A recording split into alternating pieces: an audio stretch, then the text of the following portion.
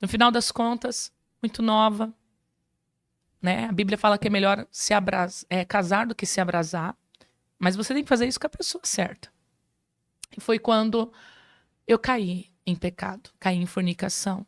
Quando eu caí em fornicação, eu engravidei. Com 13 anos de idade, uma criança, não falo isso para ninguém. As pessoas pediram muito para mim contar e hoje, né, eu me preparei o meu emocional para poder falar isso, né? E minha gravidez foi de alto risco. O pastor na época era parente desse rapaz que nos pastoreava. Quando eu fui até ele contar sobre o resultado do exame, né, do beta-HCG, se não me falha a memória, né, que é o exame de sangue para gravidez, se eu tiver errado aí me corrigem, por favor. Eu fui falar para ele que eu estava grávida. Como pastor, eu queria um amparo porque eu estava me sentindo suja, desobediente, rebelde. É como se minha vida tivesse acabado. Como? 13 anos. Eu estava na 8ª série do ensino médio. Ensino fundamental. Resumindo a história, aquele pastor contou para toda a família o que tinha acontecido. E eu me senti envergonhada. E eu saí da igreja envergonhada. E eu falei, eu vou sair da igreja. Só que aí eu recebi o diagnóstico médico que a minha gravidez era de risco, pelo útero ser de criança. E eu fiz uma promessa para Deus. Que se o meu filho nascesse com vida e saúde, eu iria ensinar o caminho dele, o caminho de Deus para ele. Ensinando o caminho de Deus para ele, eu escrevi num papel e fui fazer o pré-natal. Richard nasceu com 4,100 kg e 55 centímetros. Já perdendo roupas, né, no neonatal. Só que passou-se 2 anos e meio e eu esqueci da promessa, porque a gente faz promessa para Deus no momento da luta, da prova.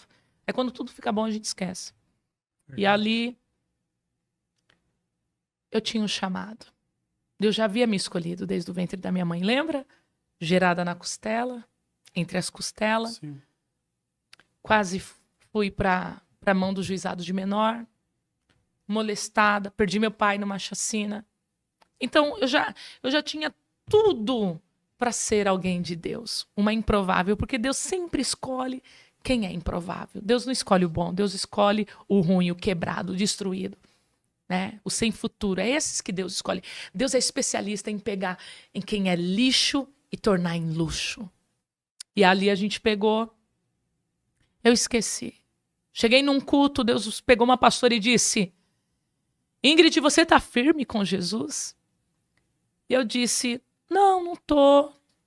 Papai, lembra? Falava que eu tinha que estudar, respeitar os mais velhos, mamãe também a mesma coisa. Porque por mais que a minha família era disfuncional, eles tinham alguns princípios morais.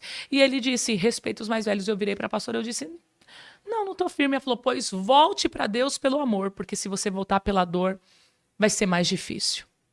E naquele momento, eu virei as costas e falei comigo, quem essa pastora pensa que ela é para falar que eu vou voltar pela dor? Deus vai me obrigar a voltar para a igreja?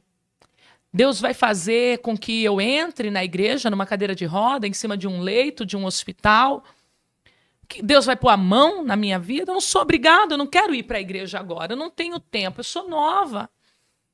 Né? Eu tenho uma vida pela frente. E olha o que fizeram comigo na igreja. Expuseram uma falha minha, um pecado meu. E aí foi quando...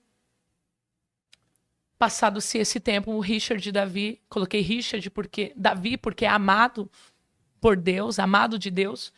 O Richard chegou da escolinha, da creche, na época, 2 anos e meio. E naquele dia eu trabalhava numa cafeteria e eu trouxe um produto químico para limpar a casa, só que eu trouxe num copo plástico. Eu disse, chega lá, eu vou misturar na água, multiplicar, como se fosse um detergente para desencardir o chão. Tipo um limpa-pedra, mais ou menos, para a galera entender, para os irmãos entenderem. E eu tava com um amigo que veio conversar comigo, vizinho. E eu derrubei aquele produto. E restou só um restinho. Eu falei, não, mas esse restinho aqui dá pra mim pôr no balde e lavar a casa. E eu cheguei e eu deixei. O Richard chegou da creche, desceu. Quando ele desceu, Ele ficou lá embaixo e aí eu desci depois. Quando eu desci depois, o Richard já estava caindo, desfalecendo, que ele não sabia falar ainda muito bem, porque ele tinha só 2 aninhos e meio. E ele gritava, tá queimando, tá queimando, tá queimando. E meu filho vomitando muito, muita baba, muita saliva e muito sangue. E aí eu liguei pro SAMU, o SAMU falou, não induza o vômito, leva ele pro primeiro hospital. Levei ele pro primeiro hospital. O hospital falou, se ele tomar uma gelatina, se ele comer aqui, ele está de alta. Eu queria voltar para a minha rotina, porque quando a gente começa um processo de tratamento pela parte do Senhor, a gente acredita que vai acabar na nossa hora, no nosso tempo. E uma vez que você entra no processo de Deus, não tem como você sair. É só quando ele determina. Tem prazo de início, mas tem prazo de término. E é o Senhor quem decreta. E ali eu falei assim, não, Richard, tem que comer. Não dá para fazer nada, não, porque aqui a gente não tem os equipamentos para fazer os exames. Vamos dar alta para ele. Deu alta. Nós voltamos para casa. O Richard passou a noite toda agonizando de dor, gemendo de dor. Um bebê de 2 anos e meio de idade. E eu fui trabalhar no outro dia. Quando eu fui trabalhar no outro dia, eu senti aquele aperto no coração de mãe. E aí eu liguei para minha mãe e disse, mãe, como que o Ri tá? Ele já mamou? Ela falou assim, não, ele não mamou. E ele tá babando aqui, ele não tá comendo, ele não tá ativo, ele só tá deitado. Quando eu cheguei em casa, eu pedi pro meu patrão me liberar, cheguei em casa, peguei o Richard e fui levar ele na Santa Casa, um hospital referência aqui na capital de São Paulo, hospital escola, maravilhoso. Quando eu cheguei lá, eles levaram o meu filho pro setor da endoscopia e eu fiquei lá embaixo, como se nada tivesse acontecido. E o Richard desceu numa maca de um hospital, cheio de equipamento. Levaram o Richard para uma enfermaria e disseram, nós não sabemos ainda o que seu filho tomou, mas o que ele tomou queimou a boca, a garganta, o esôfago e o estômago. E deu queimadura de 3º grau. Ele vai ter que fazer exames a bases muito fortes, vai ter que tomar remédios fortíssimos a bases de morfina e endorfina, porque grande é a dor. E amanhã sai o laudo da endoscopia. Que produto que foi esse que ele ingeriu? Porque foi um acidente doméstico. E ali o meu chão caiu. Quando o chão da gente cai, a gente não se preocupa quem está olhando, quem está tendo. Por isso que quando eu entro na presença de Deus, eu não preocupo quem está, se estão preocupados com a minha roupa, se estão preocupados com a minha forma de adorar. Eu sei como eu estive dentro de um hospital com meu filho desenganado pela medicina. Porque Deus falou que tinha uma marca, um chamado na minha vida e não quis receber. E naquele dia, eu entrei naquele banheiro e falei, Deus, toca em mim, mas não toca no meu filho. Mas já era tarde demais. Deus permitiu, porque Deus não tenta ninguém, não faz mal a ninguém, mas Deus tirou a mão dele de proteção e permitiu as trevas tocar. Não matou, porque os médicos disseram, era para o teu filho ter morrido. Mas ele não morreu. E aí, no outro dia, veio o laudo médico. O que o seu filho tomou, Ingrid, foi só da cáustica. E naquele momento, eu falei, vamos lavar, vamos fazer lavagem de carvão. A médica disse, não tem como fazer lavagem de carvão, porque soda cáustica é um produto corrosivo. E digo mais, o seu filho nunca mais vai poder comer pela boca. O seu filho nunca mais vai poder beber pela boca. Ele vai comer agora, por um bom período, pela sonda nasointeral, que é uma sonda que vai pelo nariz e desce direto no estômago. A boca do Richard toda deformada, a língua dele deformada. Os olhos fundos, porque já fazia dias que não comia, não bebia mais. E a médica disse, eu falei, mas quanto que vai ter alta? Ela falou, não tem alta. O tratamento é por tempo indeterminado. Só um milagre ou só se houver alguma coisa. E ali naquele momento, ela falou assim, o seu filho vai ter que fazer endoscopia 1 vez por semana, junto com a dilatação de esôfago. E ali começou o meu processo. Eu comecei a ser moldada por Deus. Dentro daquele hospital, eu lembrei do culto, eu lembrei das ministrações, das pregações, e eu queria ir para o culto. E aí eu lembrei que o meu irmão, né, congregava numa igreja, né, do pastor, do apóstolo Rodrigo Salgado. E eu falei, eu vou lá. E aí eu falei, mas como que eu vou se eu não tenho ninguém aqui para deixar o Richard? Aí tinha uma senhora lá, cuidando do netinho dela. Falei, senhora, você pode cuidar do meu filho que eu vou para a igreja, porque eu preciso ouvir uma palavra? E ali a gente pegou, ela ficou com o meu filho, eu falei, é o tempo só de eu ir para a igreja e voltar. E aí eu fui para o culto. Quando eu cheguei no culto, era ainda lá na igreja administrativa, e o apóstolo estava pregando e ele disse, ei, você que entrou aqui, E o médico disse que não tem mais jeito. Ele estava pregando sobre Lázaro quando estava na sepultura. Assim manda te dizer o Senhor. Essa situação não é para a morte, mas é para o nome do Senhor ser glorificado. E eu comecei a chorar, chorar. Eu peguei aquela palavra para mim. Mas aquele processo de ressurreição da saúde do meu filho de milagre durou 3 anos. Estou resumindo aqui porque a gente não tem mais tempo. Demorou 3 anos. O Richard fez mais de 50 endoscopias com dilatação de esôfago. Eu perdi o emprego. Isso tudo muito nova, tá? Isso eu estava em meados de 15 para 16 anos de idade. Não tinha mais como trabalhar. Precisava terminar meus estudos, estava no ensino médio. Richard saiu da creche, tinha que ficar 100% para ele. E agora, como que sustenta uma criança e uma adolescente? Mãe. E naquele momento foi a minha mãe que me deu um dos maiores amparos.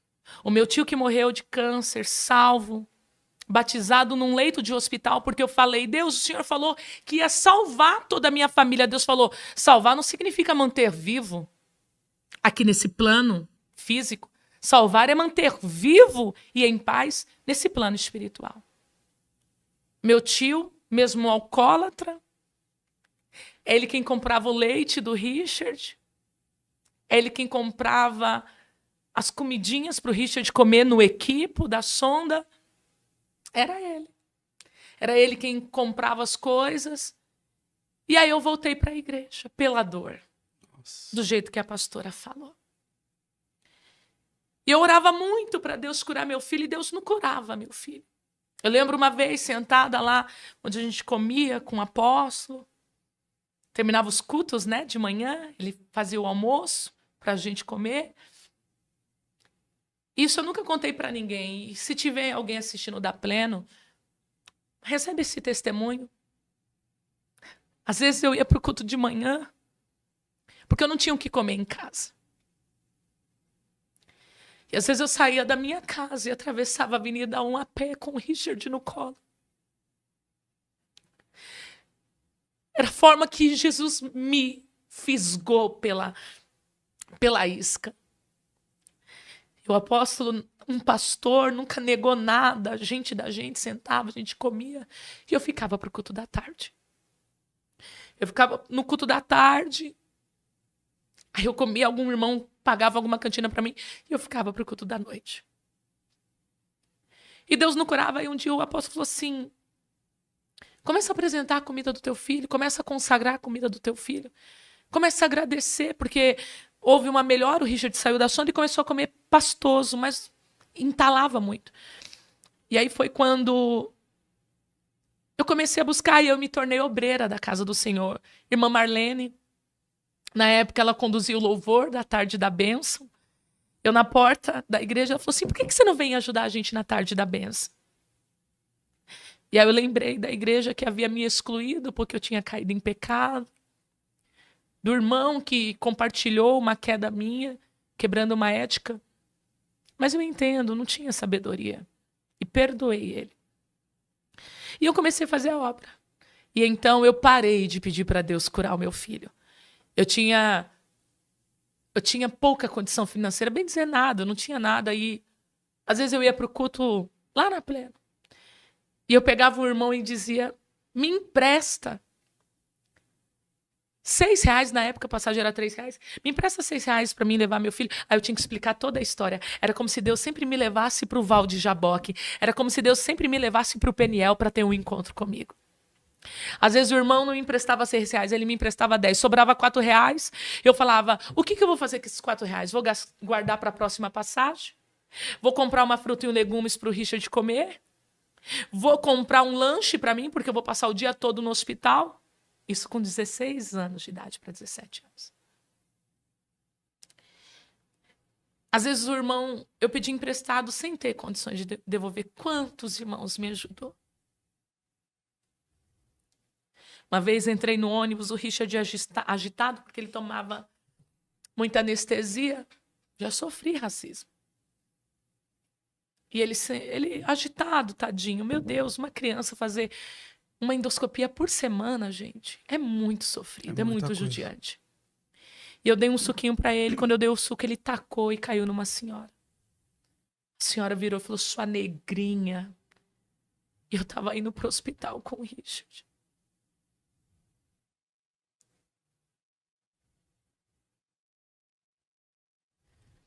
Aonde Jesus pôde me levar ao nível mais baixo para poder tratar comigo, ele me levou. Assim como ele levou o profeta.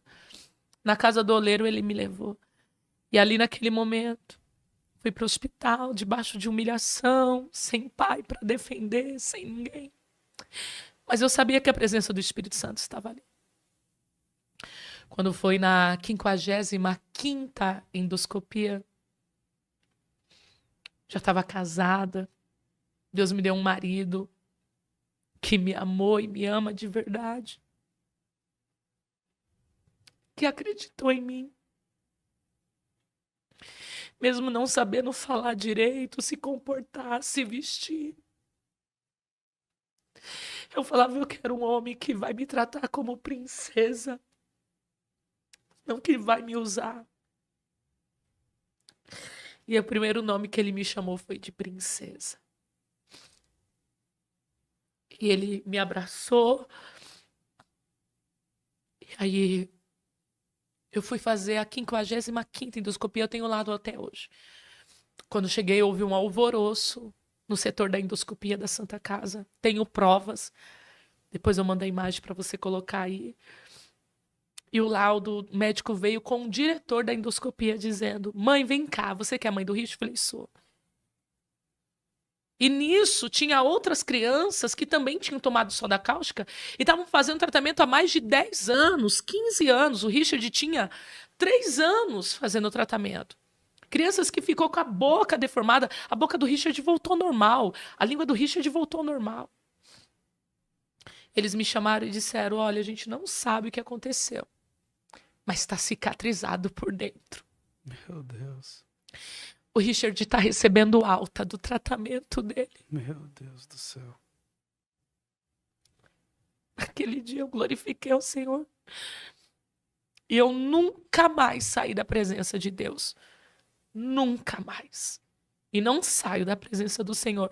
Então tudo aquilo que a gente falou no podcast, o que faz você não se importar com haters? Isso. Eu fui marcada pelo Senhor. Então eu não consigo ser mais ou menos. Eu não consigo ser mediana. Você sabe o que é você nova, com uma criança para criar, e as pessoas te criticar e não ter ninguém, entre aspas, para poder pegar na tua mão? Eu lembro que tinha uma irmã, não sei se ainda ela congrega lá, que ela veja isso daqui, chama Jane. Aquela mulher foi uma mãe para mim. Bispa Jane. Uma mãe para mim. Ela... Quantas vezes aquela mulher me deu dinheiro para mim levar meu filho no médico? Quantas vezes, Pedro? É forte. Aí eu vou me perder porque tem tantos mil visualizações, não sei quantos milhões de engajamento. Ele me escolheu quando eu não era ninguém. Perdi meu irmão com apenas uma bala nas costas. Meu irmão foi pregador primeiro do que eu, evangelista. Foi um dos primeiros discípulos do apóstolo que foi para os Gideões, missionário da última hora. E olha que interessante. A gente vai ter que ter uma parte 2 com a pastora. Preciso finalizar. E só para encerrar, tá? Eu quero dizer para vocês que Deus é Deus que faz milagre. Existe um milagre instantâneo e progressivo. Qual é o milagre que Deus tem para você? Hoje eu estou aqui casada, formada. Meu filho fala inglês fluente. Come de tudo, tenho família. Hoje eu mentoro mulheres, eu dou mentoria para mulheres. Eu instruo pessoas. Eu influencio famílias, vidas, casamentos. Então eu contei tudo isso daqui para dizer assim, não para não. Você passou por tudo isso, não foi para ser um meia boca. Você passou tudo isso para você ser inteiro na presença do Senhor. E toda vez que alguém te criticar, te apontar, falar alguma coisa, lembra do encontro que você teve com Deus.